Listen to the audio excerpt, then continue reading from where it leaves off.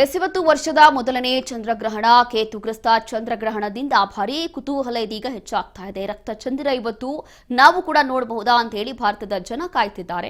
ಹೋಳಿ ಹುಣ್ಣಿಮೆ ಇವತ್ತು ಒಂದು ಕಡೆ, ಮತ್ತೊಂದು ಕಡೆ ಕೇತುಗ್ರಸ್ತ ಚಂದ್ರಗ್ರಹಣ ಭಾರತದಲ್ಲಿ ಗೋಚರಿಸಲಿದೆಯಂತೆ ಭಾಗಶಃ ಚಂದ್ರಗ್ರಹಣ. ಹಾಗಾಗಿ ಬಾನಂಗಳದಲ್ಲೂ ಕೂಡ ರಕ್ತ ಚಂದಿರವನ್ನ ನೋಡಬಹುದಾ ಅನ್ನುವಂಥ ಕುತೂಹಲ ಎಲ್ಲರಲ್ಲೂ ಕೂಡ ಜಾಸ್ತಿ ಆಗ್ತಾ ಇದೆ. ಒಂದು ಕಡೆ 3 ಕಾಲಿಂದ ಇದೆಲ್ಲವೂ ಕೂಡ ಆರಂಭ ಆಗುತ್ತೆ ಅಂತಂದ್ರೆ, ಮತ್ತೊಂದು ಕಡೆ ಭಾರತದಿಂದ ಬಹುಶಃ ಜಾಸ್ತಿಯನ್ನು ಗೋಚರ ಆಗೋದಿಲ್ಲ ಅಂತ ಹೇಳಿ ವಿಜ್ಞಾನಿಗಳು ಹೇಳ್ತಾ ಇದ್ದಾರೆ. ಭೂಮಿಗೂ ಬೆಂಕಿ ಉಂಗುರ ಗ್ರಹಣ ಪರಿಣಾಮ ಬಹುಶಃ ಯಾವ ಮಟ್ಟಕ್ಕೆ ಆಗುತ್ತೆ ಅಂತಂದ್ರೆ, ರಾಜ್ಯದ ಹಲವು ಪ್ರಮುಖ ದೇಗುಲಗಳು ಬಂದ್ ಮಾಡಿದ್ದಾರೆ. ಬೆಂಗಳೂರಿನ ಕಾಡುಮಲ್ಲೇಶ್ವರ, ಘಾಟಿ ಸುಬ್ರಹ್ಮಣ್ಯ ದೇಗುಲ ಬಂದ್ ಮಾಡಿದ್ದಾರೆ. ಬನಶಂಕರಿ ದೇವಸ್ಥಾನ, ದೊಡ್ಡ ಗಣಪತಿ ದೇಗುಲವೂ ಕೂಡ ಕ್ಲೋಸ್ ಆಗಿದೆ. ಅಣ್ಣಮ್ಮ, ಕವಿಗಂಗಾಧೀಶ್ವರ, ಪಂಚಮುಖಿ ಗಣಪತಿ ದೇವಾಲಯವೂ ಕೂಡ ಕ್ಲೋಸ್. ಗ್ರಹಣದ ಬಳಿಕ ಎಲ್ಲಾ ದೇವಸ್ಥಾನಗಳಲ್ಲೂ ಕೂಡ ಶುದ್ಧಿ ಕಾರ್ಯ ನಡೆಯುತ್ತೆ. ಶುದ್ಧಿ ಕಾರ್ಯದ ನಂತರ ದೇವರಿಗೆ ವಿಶೇಷ ಪೂಜಾ ಕೈಂಕರ್ಯ ಹಾಗೂ ಭಕ್ತರಿಗೆ, ಸಾರ್ವಜನಿಕರಿಗೆ ದರ್ಶನದ ಅವಕಾಶ ಕೂಡ ಮಾಡಲಾಗುತ್ತೆ.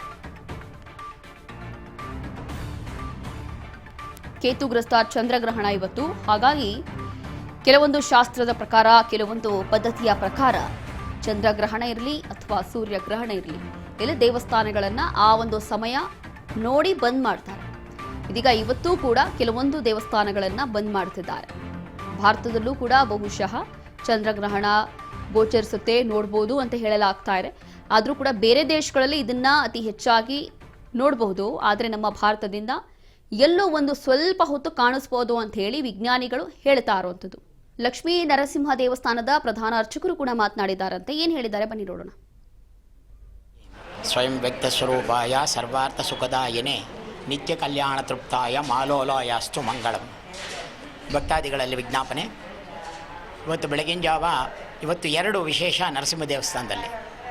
ಒಂದೇನಪ್ಪ ಅಂದರೆ, ಇವತ್ತು ಕದ್ರಿ ಪೌರ್ಣಿಮೆ ಅಂತೇಳಿ ಹೇಳ್ಬಿಟ್ಟು ಭಾಳ ವಿಶೇಷವಾಗಿರ್ತಕ್ಕಂಥದ್ದು.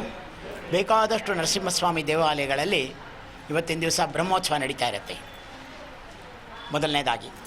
ಆದ್ದರಿಂದ ಇವತ್ತು ಬೆಳಗಿನ ಜಾವ ಅದರ ಅಂಗವಾಗಿ ಹಾಗೂ ಕೇತುಗ್ರಸ್ತ ಚಂದ್ರಗ್ರಹಣದಿಂದಾಗಿ ಬೆಳಗಿನ ಜಾವ 5:30-6 ಗಂಟೆಗೆ ಅಭಿಷೇಕ ಆಗೋಯಿತು. 8 ಗಂಟೆ ಒಳಗಡೆ ಮಹಾಮಂಗಳಾರತಿ ಆಯಿತು. ಅದಾದ ನಂತರ ಭಕ್ತಾದಿಗಳೆಲ್ಲ ಯಥಾವಿಧಿಯಾಗಿ ದೇವರ ದರ್ಶನಕ್ಕೆ ಬರ್ತಾ ಇದ್ದಾರೆ. ಇವತ್ತು ವಿಶೇಷವಾಗಿರ್ತಕ್ಕಂಥ ಜನ ಬರ್ತಾರೆ. ಯಾಕಂದರೆ ನಾನು ಆವಾಗಲೇ ಹೇಳಿದೆ, ಎಲ್ಲ ದೇವರಾಯನದುರ್ಗದಲ್ಲಿ ಬ್ರಹ್ಮೋತ್ಸವ ಇವತ್ತಿನ ದಿವಸ. ಹೀಗೆ ಅನೇಕ ನರಸಿಂಹಸ್ವಾಮಿ ದೇವಸ್ಥಾನಗಳಲ್ಲಿ ಇವತ್ತು ಬ್ರಹ್ಮೋತ್ಸವ ಇರೋದರಿಂದ ಇಲ್ಲಿಗೆ ವಿಶೇಷವಾಗಿ ಜನಗಳೆಲ್ಲ ಬಂದು ಇವತ್ತಿನ ದರ್ಶನ ಮಾಡ್ಕೊಂಡು ಹೋಗೋಕ್ಕೆ ಬರ್ತಾರೆ. ಈ ಗರ್ಭಿಣಿ ಸ್ತ್ರೀಯರಿಗೆ ಭಾಳ ನಿಷಿದ್ಧವಾಗಿರ್ತಕ್ಕಂಥ ಸಮಯ ಇದು. ಯಾಕಂದರೆ ಇದು ನೀವು ನೋಡ್ದಂಗೆ ಕೆಲವು ಮಕ್ಕಳೆಲ್ಲ ಅಂಗವಿಕಲರಾಗಿ ಹುಟ್ಟುತ್ತಾರೆ.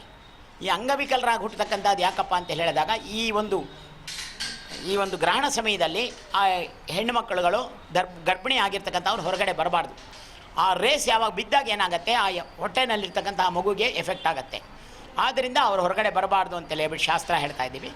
ಇನ್ನು ಹಿಂದಿನ ಕಾಲದಲ್ಲಿ ಏನು ಮಾಡ್ತಾಯಿದ್ರು, ಗರ್ಭಿಣಿ ಸ್ತ್ರೀನ ಒಳಗಡೆ ಇಟ್ಬಿಟ್ಟು ಅವ್ರ ಮೇಲೆ ಒಂದು ಕತ್ತಲೆ ಮನೆಯಲ್ಲಿ ಇಟ್ಬಿಟ್ಟು, ಅವರು ನಾನು ನೋಡ್ದಂಗೆ ಒಂದು ಕತ್ತಲೆ ಮನೆಯಲ್ಲಿ ಇಡ್ತಾಯಿದ್ರು. ಭಾಳ ಜನ ಯಾಕೆ ಹಿಂಗೆಲ್ಲ ಮಾಡ್ತಾರೆ, ಇದೆಲ್ಲ ಸರಿ ಇಲ್ಲ ಅಂತೇಳಿ ಹೇಳ್ಕೊಂಬಂದರು. ಅದರ ಅನುಭವ ಅವ್ರಿಗೆ ಆಗ್ತಾಯಿದೆ ಇವಾಗ. ಆದ್ದರಿಂದ ಅದನ್ನು ಹಂಗೆ ಮಾಡಬೇಕು ಅಂತೇಳಿ ಹೇಳ್ಬಿಟ್ಟು ಒಂದು ಶಾಸ್ತ್ರ ಇರ್ತಕ್ಕಂಥದ್ದು.